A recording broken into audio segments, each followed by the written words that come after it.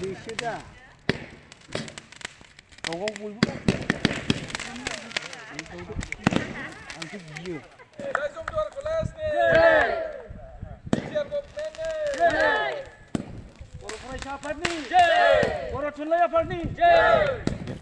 बे जमदुवार कलेजखौ जमदुवार कलेज होननानै बे ओनसोलनि रायजो राजाफ्रा एकदम कसुगावनिफ्राय लानानै कसुगाव जाम्बुगुरि खासियाबारि हरै आप टु बै दुलागाव फाख्रिगुरि होनना बुङो बे गासै ओनसोलखौ लानानै ओरै साहानि गासिबो आरो साहा जोबथायो बे ओनसोलखौ लानानै जोङो बेवहाय मोनसे कलेज नांगौ होननानै जों गायसननाय जादोंमोन दा गोसोखांफिननाय जायो बे समाव जोंहा थिग बे समावनो आरो प्राय 96निफ्रायनो होनजायो आरो 1996निफ्रायनो प्राय जोंनि गेजेराव मा जादोंमोन बर'फोरनि गेजेराव जों गुबुनजों होनाखै जों बर'फोरनि गेजेरावनो जों साहा खोलाहा होननाय मोननै भाग जादों आरो दा जोंनि साहानि गथ'फ्रा खोलाहा थांनानै जों कलेज फरायहैनो हाया थाङोब्ला हयथ' मोहेर खामजायो बबेबा हयथ' सोंजायो नैबायदि रोखोमै गोबांथारफ्रा कलेजखौ दोनथ'नांदों आरो फरायनो हायाखै दा बे समाव जोङो 2000 मायथाइयाव जों सानबाय मा बेवहाय मोनसे कलेज नांखासिगौ जोंहा गासै रायजोआनो ज' जानानै बे ओनसोलनि रायजो राजानो ज' जानानै जों बेवहाय कलेजखौ गायसनग्रोदों आरो दा जोङो कलेज होननानैसो गायसनखादोंमोन दा बेखौ जोङो आप टु हायार सेकेन्डारि लेभेलसिम दोनगोन बेबायदि नङा आरो रायजोआ ज' जादों बाव कलेजखौ जों गायसनथारगोन होननानै दा बेनिफ्राय जोङो गायसनखांनानै सिगाङावथ' जों हायार सेकेन्डारिखौनो लाग्रोनांबाय जेब्ला फार्स्ट इयार एडमिसन लायो होमब्ला जों सौथुनांबाय सौथुनांनाया এই खारनाव जे जोंनो पारमिसन होनायनि बेलायाव जोंखौ नोंथांमोना हायार सेकेन्डारि खालामनांगोन नोंथांमोननि जे नमेनक्लेचार बे नमेनक्लेचार खिन्थु जमदुवार कलेज होनब्ला जोंहा हानाय नङा जमदुवार कलेज होनना बुङोबा दा डिग्रिल' जाखायो दा बे माबा जानांगौ नोंथांमोना जमदुवार जुनियर कलेज होननानै खालामना लाबाय दा जमदुवार जुनियर कलेज होननानै जों खालामनांबाय जोंखौ सरकारि भाबै जोंखौ बोखावना होग्रोबाय आरो जोंखौ दा होमब्लाबो जोङो बाव सावरायफैनानै जिहेतु सरकारासो जोंखौ बोखावदों खिन्थु जोंनि रायजोआ दाबो गावाखै होननानै जों जयैनो थानानै जोबथानानै बे जोङो जुनियर कलेजखौनो स्टार्ट खालामै 2008आव बिनि बोसोरनैसो सिगांनिफ्राय जों एसे स्टार्ट खालामखादोंमोन थेवब्लाबोनो जों 2008निफ्राय पारमिसन लानानै जोङो गुवाहाटि इउनिभारसिटिनिफ्राय बिदिनो पारमिसन लानानै जोङो डिग्रिखौ स्टार्ट खालामो आरो दा जिखि जाया मानो बे जमदुवार कलेजखौ जोङो गायसननायनि थांखियानो जादों बे ओनसोलनि जे गोरिब रायजो राजाफोर जोंनि जे बिसोर जाहाथे गावसिनि गथ' गथायखौ बेवहाय खाथियावनो न'निफ्रायनो थांनानै जाहाथे क्लास खालामनो हायो सोलोंनो हायो बाहाय गोजौ सोलोंथाइ मोनो दा बेबायदि होननानै जों बेयाव गायसननाय जादों आरो जों निस्सय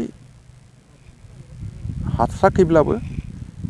जोङो एसेसोखौ जोङो सुफुंनो हादों आरो जोंनि हास्थायनायखौ दा जोंनि बेखौ गायसननायनि थांखिया जादों बेनोमोन आरो सरकारि जाबाय औ दानि सरकारि होनब्ला मोननै जाहैबाय नै दाख्लैबो बोसोरथामसो सिगां बे गाहायनि सेक्सना हायार सेकेन्डारि सेक्सना बे जानानै थांबाय थेवब्लाबो बे जथेस्थ' नङा आरो बबेबा हयथ' साफाल' फैदों बबेबा फुल फ्लेजेड जायाखै आरो बांसिन टिउटरानो फैदों दा लासै हयथ' रेगुलाराइज जादों सासे जाबाय गथायना सासे जाबाय दा नै एबार थांनाय 28 डिसेम्बर नैबे डिसेम्बराव जोंनि आसाम सरकार बिटिसि सरकार आरो रायजो राजानि नाजानायाव आरो एबसु साहित्य सभा गासैबो नाजानायाव आरो सुक्तिनि एकर्ड मथेनो हयथ' एमब्रा नाजानायाव आरो जोंनि जे दानि नैबे डिग्रि कलेजनि जे जोंहा आफादगिरि दं चेयारमेन जिबिनि जे चेयारमेन बिथां जिरन बसुमतारी MLA जोंनिनो 28 नं समस्तिनि बिथांनि एमब्रा नाजानायाव जोङो बेखौ दिनै जोङो सरकारि महर मोननायखौ जों नुबाय जों जोबोद गोजोननाय मोनदों जिहेथु जोंनि रायजो राजाल' गोजानाखै बेवहाय जोङो रायजो राजा गोजोननाय लोगो लोगोनो जोंहा सानदों मा जोंहा आर्थिक भाबै जों जे हयथ' नंथाराब्लाबो जोङो जे बिथांमोननो बिल्डिंनि होन इनफ्रास्ट्राक्चार होन बा जेनेबा एसेसो जे जोङो हाथ्राब्लाबो बिथांमोननो आखाइ खरसा बेथन होननानै जुदि बुङाब्लाबो जों आखाइ खरसा हिसाबै जे बिथांमोननो होनांगौ दा बेहा जोंहा मोनसे हेडेक मोनसे खर' सानांगौ जायोमोन आरो दा बे हयथ' जों बेनिफ्राय एसे रेजेंबाय लोगो लोगो जोङो रायजो राजा बेथिंनिफ्राय जोंहा रेजेंबाय फारसेथिं ओरैहायबो जोङो जे बेनि स्टाफफोर दङ प्रिन्सिपालखौ लानानै गासैबो फोरोंगिरिफोर आरो स्टाफ दङ बिथांमोनहाबो निस्सय बेनिफ्राय फाइनान्सियेलि बा आर्थिक भाबै मोनसे सच्चल मोनसे अबस्थायाव सफैबाय आरो जेराव बिथांमोना 8,000निफ्राय 10,000सिमल' प्रिन्सिपाला 10,000 बिनिफ्राय माखासेया 8,000 7,000 9,000 बेबायदि रोखोमै मावबोदों दा मोनबोदोंब्लाबो बे जथेस्थ' नङा बिसोरनि थाखाय खारन दा आजिखालि सासे जिखुनु कम्पानियाव माव बबेबा माव बिथांमोना दा हयथ' 20-30,000 35,000 बिदि इनकाम मोनो आरो दा जों जुदि बेखौ बिथांमोनखौ सासे एम ए पास जाखांनानै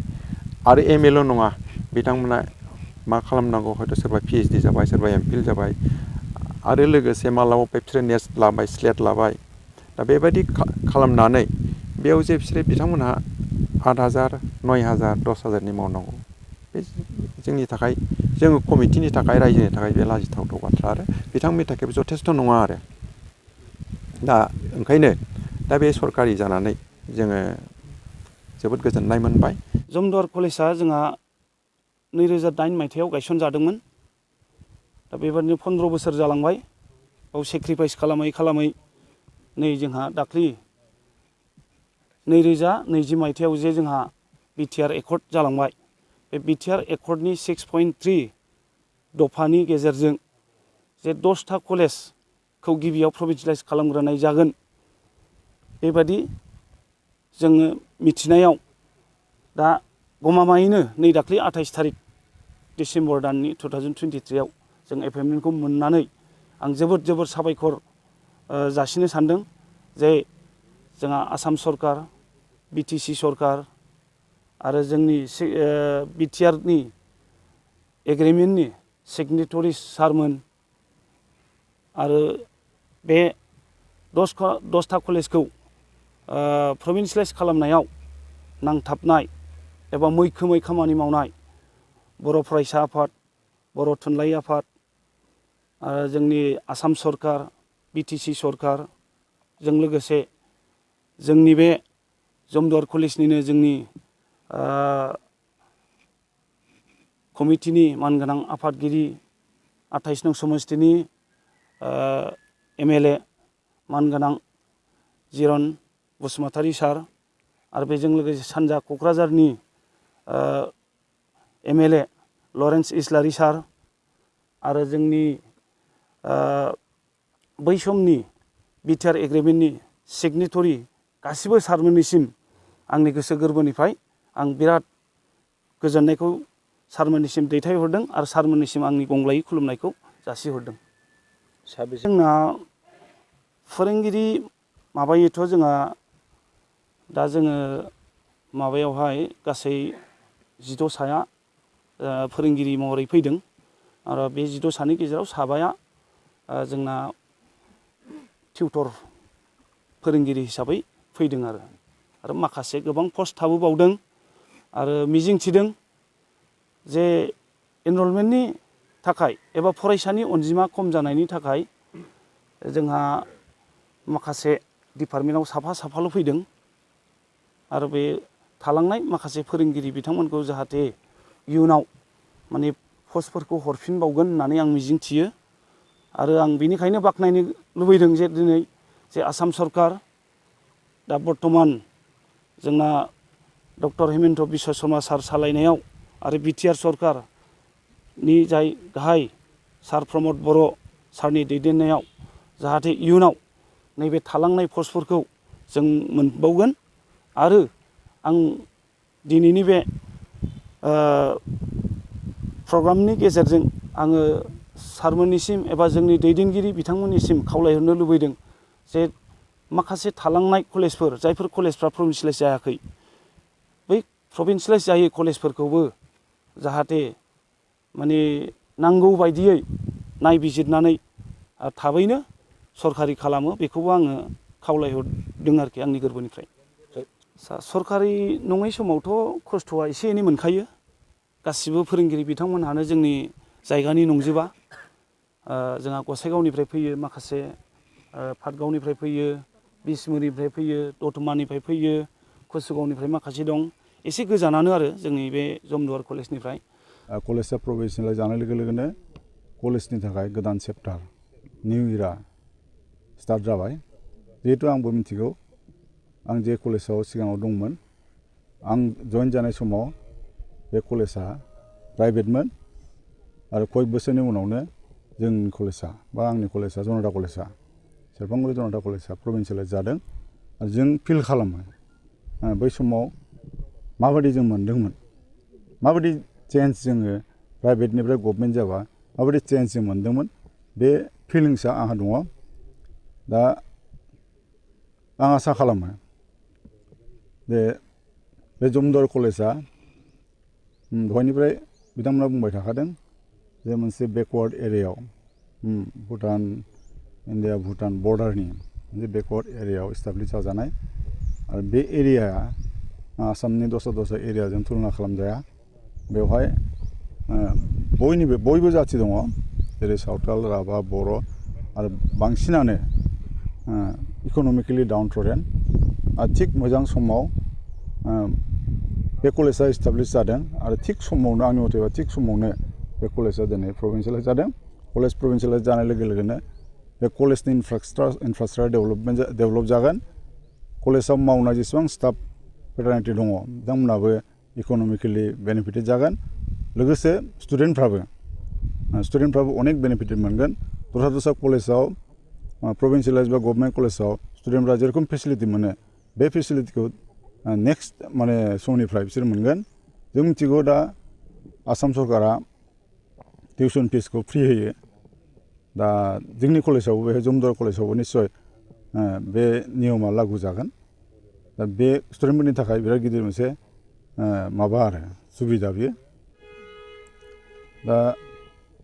आं जोबोद गोजोननाय मोनदों जे आंनि समाव बा आंनि मेम्बारशिप समाव कलेजआ जादों। दा बिनि थाखाय आङो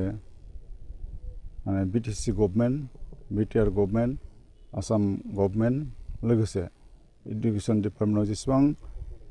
अफिसियेलफोर बेवहाय लोब्बा दंफायो बिथांमोननिसिम आङो आंनि गोसो सिंनिफ्राय धन्यबाद होयो।